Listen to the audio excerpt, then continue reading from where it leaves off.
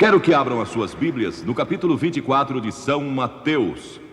O capítulo 24 de Mateus, começando com o versículo 36.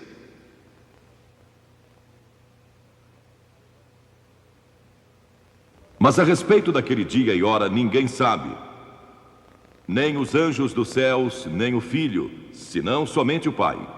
Pois assim como foi nos dias de Noé, também será a vinda do Filho do Homem. Porquanto, assim como nos dias anteriores ao dilúvio, comiam e bebiam, casavam e davam-se em casamento, até ao dia em que Noé entrou na arca. E não o perceberam senão quando veio o dilúvio e os levou a todos. Assim será também a vinda do Filho do Homem.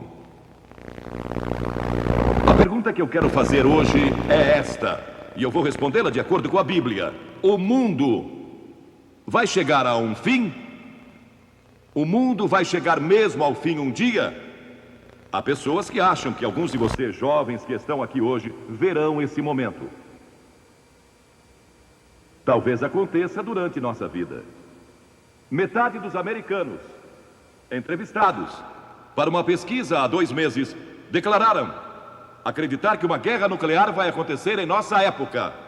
Logo depois do sequestro do avião da TWA, voo 847, convocaram uma conferência mundial de peritos em Washington para discutir a real e terrível ameaça do terrorismo nuclear. Uma organização terrorista se apossando de armas nucleares e começando uma reação em cadeia que poderia destruir grande parte do mundo.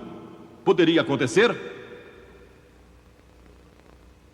O Dr. Carl Sagan declarou em uma rede de televisão que o consenso atual de opinião de físicos nucleares é que bastariam 100 das bombas em existência para lançar o hemisfério norte no inverno nuclear, depois de destruir 1/3 da raça humana e deixando a Terra coberta por um manto de trevas.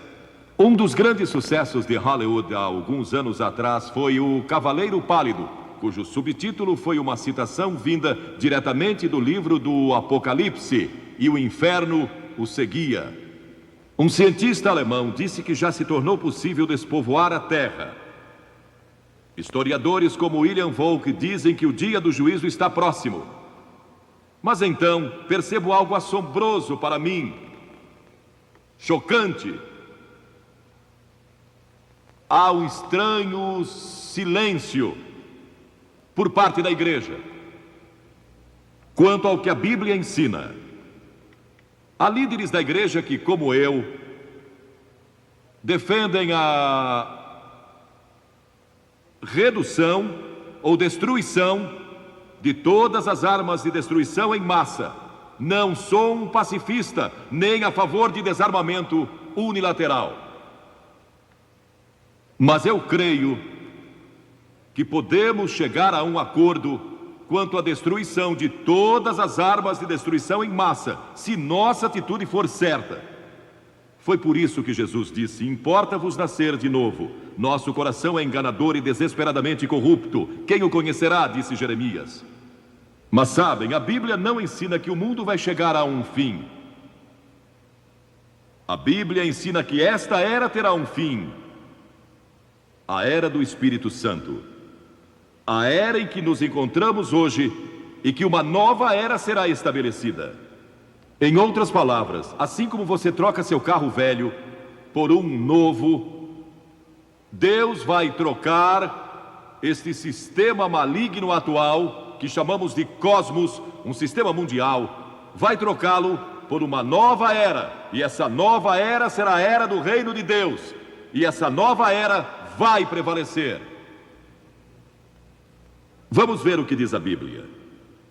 O Novo Testamento menciona o novo nascimento 9 vezes, arrependimento 70 vezes, batismo 20 vezes. Mas alguém disse, eu não contei, por isso não sei se isso é um exagero ou não, mas alguém declarou que a segunda vinda de Cristo é mencionada mais de 380 vezes. O que eu sei é que é mencionada com frequência.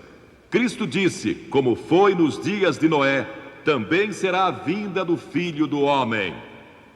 Agora, a história de Noé popularizou-se novamente, na ficção e em quadrinhos.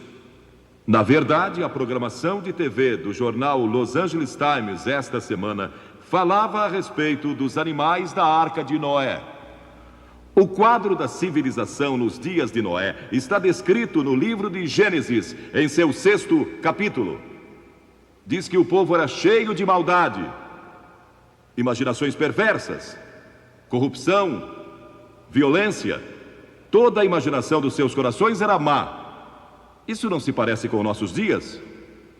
Não podemos deixar de imaginar maldade quando assistimos muito à televisão e vemos tanta violência e crime, e lemos a respeito de crimes em nossos jornais todos os dias, pessoas que são assaltadas e assassinadas e roubadas e tudo mais o que acontece. Isto nos preocupa, pois entra em nossas mentes e nos enche de temor. Era um mundo em que o casamento fora deturpado e a perversão sexual prevalecia. Era um mundo em que a violência prevalecia. Recentemente, na Conferência Internacional de Mulheres, patrocinada pelas Nações Unidas em Nairobi, a questão da violência contra as mulheres foi frequentemente discutida. E violência contra crianças, pessoas que maltratam seus filhos. Os crimes e a violência estão continuamente aumentando. Este é um mundo de religião em decadência. Não falo só do cristianismo, porque quase todos neste mundo são religiosos. Todo mundo. Mas é um tipo decadente de religião. Não é a verdadeira fé em Deus. Mas também é, e era então, um mundo ameaçado pelo julgamento de Deus. Deus disse: vou julgar esta geração. Agora Deus disse: vou julgar o mundo, vou fazer com que chova por 40 dias e 40 noites, e vou destruir o homem que criei, por causa de sua maldade. E vou começar com a raça humana outra vez. Mas então Deus viu um homem, em meio a toda aquela sujeira e maldade, violência e perversão, viu um homem que servia a Deus. Seu nome era Noé. Noé ousara andar com Deus. Ele tinha fé em Deus. E verdadeira fé mostra como você vive. Ele vivia uma vida disciplinada. E era um homem de integridade moral. Ele adorava a Deus. E ousou servi-lo. Ele era um não conformista. Zombavam dele em seu lugar de trabalho. E zombavam dele nas reuniões sociais às quais comparecia. Seus vizinhos e amigos não conseguiam entender. Eles diziam que ele era estranho, porque falava a respeito de Deus e orava e cria em Deus. Cria que Deus controlava o mundo. A Bíblia diz que pela fé, Noé, note, pela fé Noé, sendo advertido por Deus sobre coisas que ainda estavam por vir, movido de temor, preparou uma arca. Deus disse: vou mandar um dilúvio, mas tenho que salvar Noé e sua família. Noé vive para mim, e Deus não pode julgar uma pessoa que vive para Ele. Uma pessoa que chegou a Cristo e à cruz, que recebeu o perdão dos pecados e que vive para Jesus Cristo, não pode ser julgada. Já nenhuma condenação há para os que estão em Cristo Jesus. Você nunca comparecerá diante do trono do juízo. Se crê em Cristo, Ele é seu lugar de refúgio. E Noé não podia ser julgado. Então Deus disse: preciso achar um meio de salvar Noé e sua família. Então Deus veio a Noé um dia e disse: Noé, eu vou destruir o mundo e começar outra vez. Quero que construa um grande navio e que o faça de cipreste. Cubra-o de piche por dentro e por fora. Faça-o de 150 metros de comprimento, 25 de largura e 15 de altura, com 3 andares. E põe uma janela e uma porta. E comece logo. Vocês podem imaginar como aquele povo zombou? Construir um imenso navio, tão grande quanto o moderno transatlântico, no meio do deserto, onde nem havia água. Mas Noé, eu imagino, era membro do sindicato, então conseguiu alguns operários. E começaram a construir aquele navio. E imagino que tenha se tornado uma grande atração turística, como a Disneylândia. Pessoas vinham de todo lugar para ver aquele homem maluco, construindo um navio no meio do deserto. E sua única base era a palavra de Deus, nada mais. Agora, hoje em dia, Você e eu temos a palavra de Deus que prediz o futuro juízo de Deus sobre o mundo. Mas também temos todas as evidências científicas do que pode acontecer. E provavelmente vai acontecer, de acordo com muitos dos nossos cientistas e líderes políticos. E se houve uma época em que o coração dos homens tremeu de temor devido à incerteza do futuro, sem que ninguém soubesse o que fazer, é hoje. E se não encontrarem uma resposta, adeus. Isso se Deus não intervir. E é exatamente o que vai acontecer. Deus vai intervir. Cristo vai regressar. E esta é a gloriosa esperança que todos temos no coração.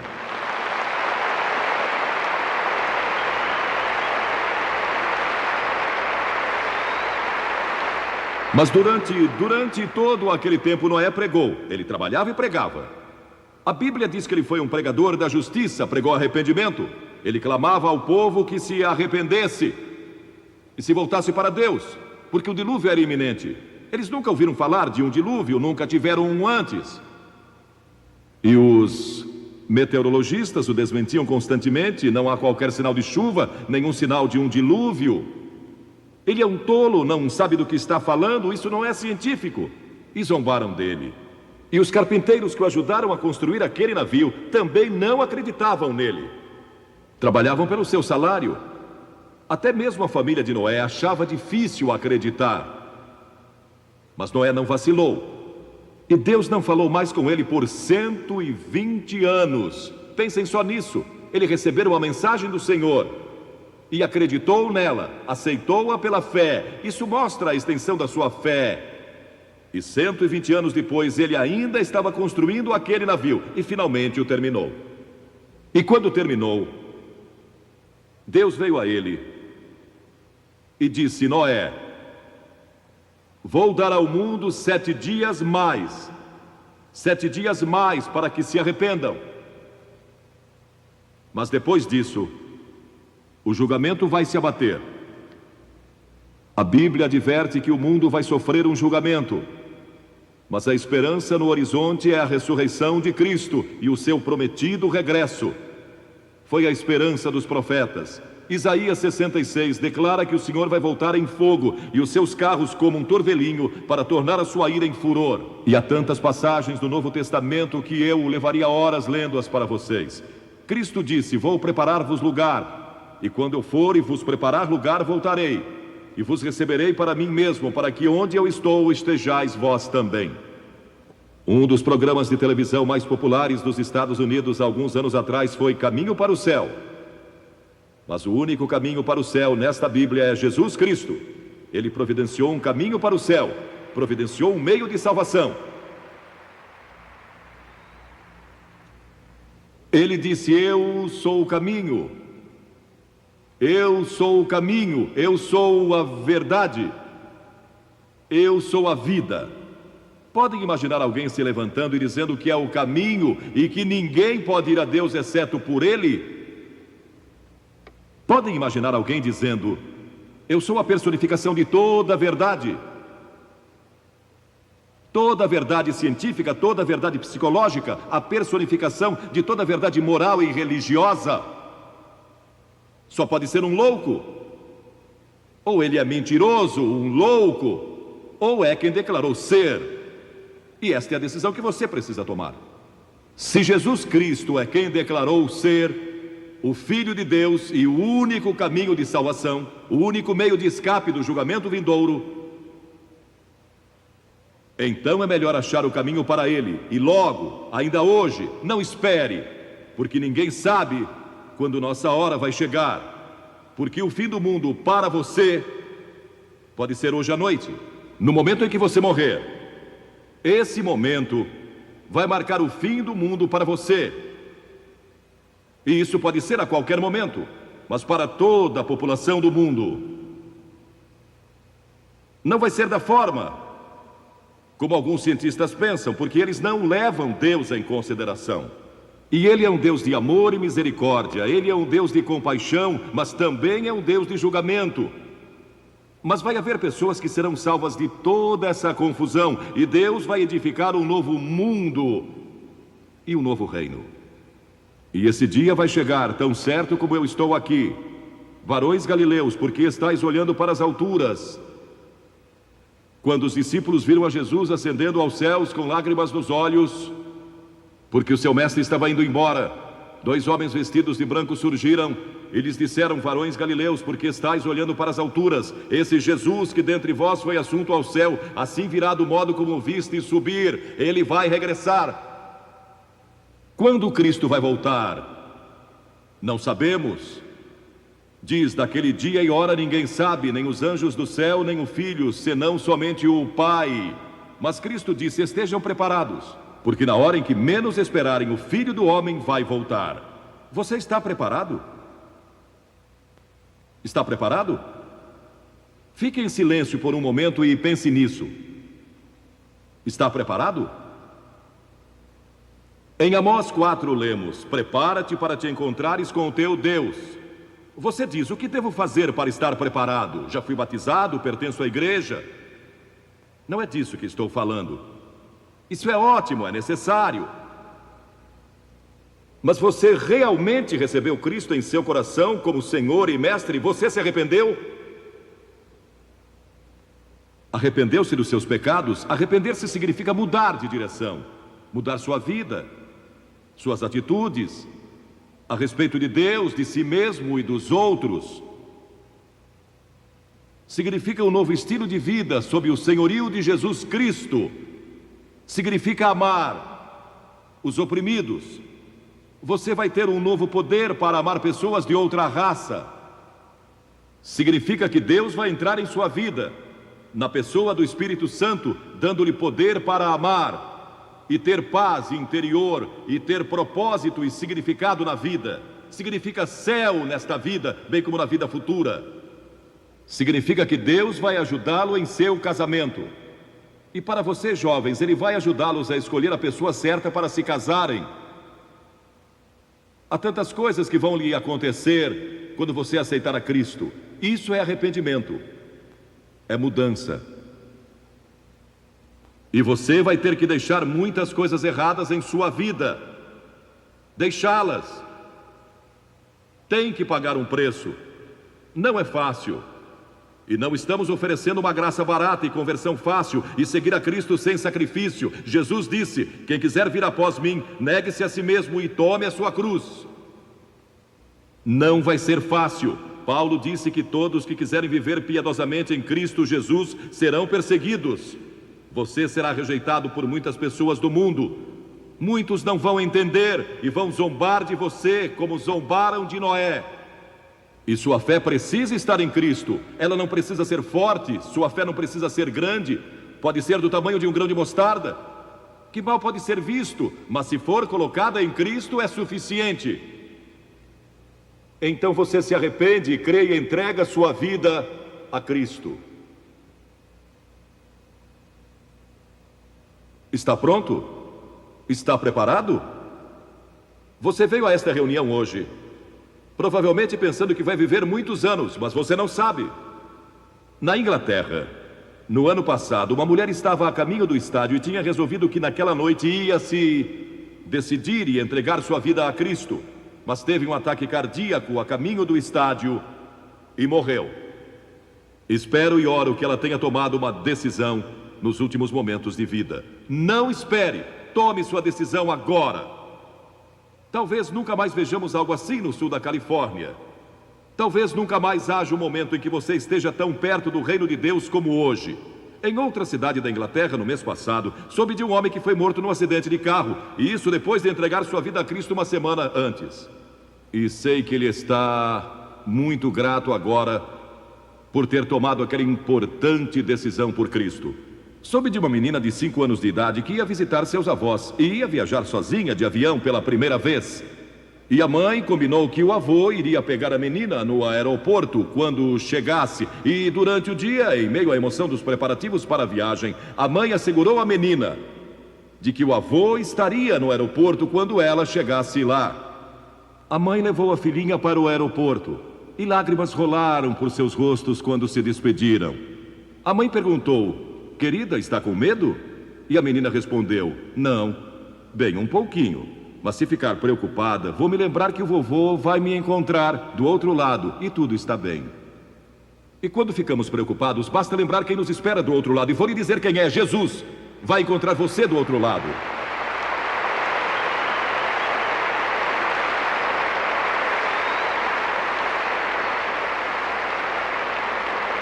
Você pode se decidir hoje. De Sheffield, na Inglaterra, no mês passado, uma senhora me escreveu que há um ano atrás seu casamento de 21 anos estava se desmoronando. Os papéis do divórcio estavam assinados. O marido estava nas passeatas da greve dos mineiros. E a família tinha que viver do seu salário de enfermeira. E ela estava tendo um caso com outro homem. Sua filha estava tendo sérios problemas emocionais por causa de desemprego e da situação familiar. O filho de 13 anos já estava envolvido em crimes. E um ônibus com um grande slogan passava por sua casa todos os dias e dizia: Billy Graham, vale a pena ouvir. Foi o que usaram como slogan daquela cruzada em Sheffield. E passava pelo lugar das passeatas, onde estava o marido, dia após dia. E aquilo perturbou-o tanto e não o deixou em paz. E finalmente ele não aguentou mais e disse: vamos lá, vamos ver o que esse Billy Graham tem a dizer. E com relutância foram com ele para ouvir o Evangelho. Eles todos aceitaram a Cristo. Foram perdoados, transformados, e seu amor foi restaurado pelo poder do Senhor Jesus Cristo. E isso pode acontecer com você hoje.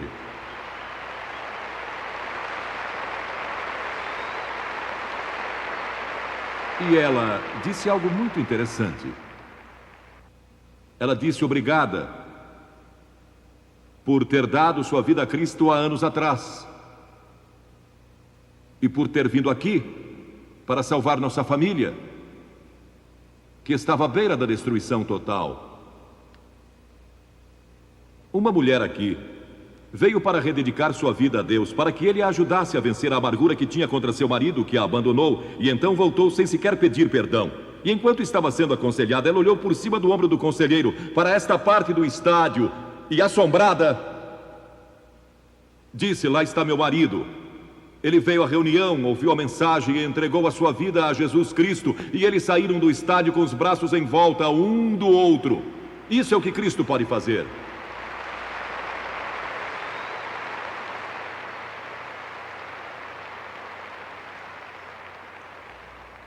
Um técnico de uma grande companhia de 32 anos de idade aceitou a Cristo na outra noite. Ele disse: o dinheiro se tornou um obstáculo entre Cristo e eu. Quero entregar a Ele meu amor pelo dinheiro.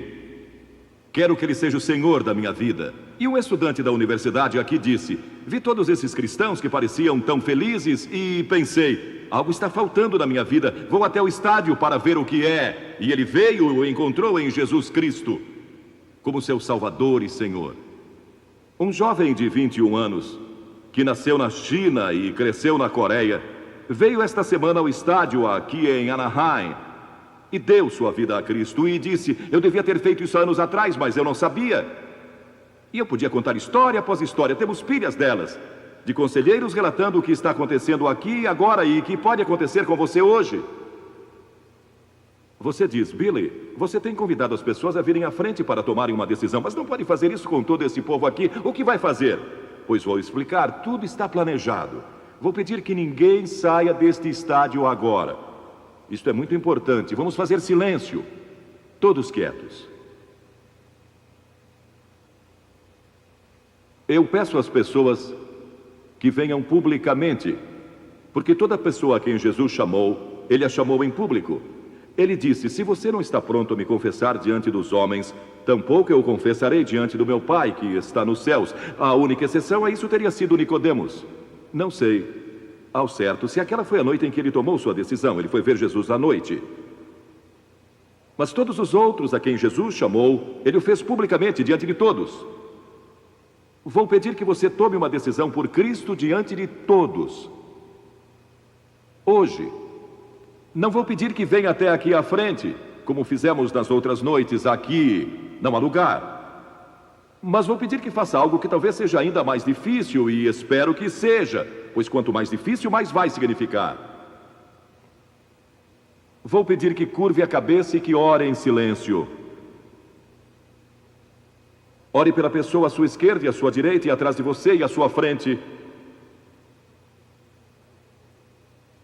E então vou pedir que cada pessoa aqui que não tem certeza se já nasceu de novo, não tem certeza do perdão dos pecados, não sabe se vai ao céu quando morrer, e quer ter a certeza, quer abrir seu coração e deixar Cristo entrar, e está pronto a se arrepender dos seus pecados e recebê-lo pela fé como Salvador e Senhor. Ele disse que a todos quantos o receberam, deu-lhes o poder de serem feitos filhos de Deus, aos que creem no seu nome. Se com a boca confessarmos a Jesus como Senhor e no coração crermos que Deus o ressuscitou dos mortos, seremos salvos. Vou pedir que se levante onde está, como um testemunho silencioso. Levante-se e fique de pé por um pouco. E então vamos todos orar juntos daqui a alguns momentos. Eu tenho uma palavra especial para você e vou orar com você. E então pode sentar-se outra vez. Mas vou pedir que se levante onde estiver. Centenas de vocês, milhares talvez. Levantem-se. Onde estiverem, ali em cima, nas arquibancadas, não aplaudam, por favor. Se tomou a decisão, levante-se onde você estiver.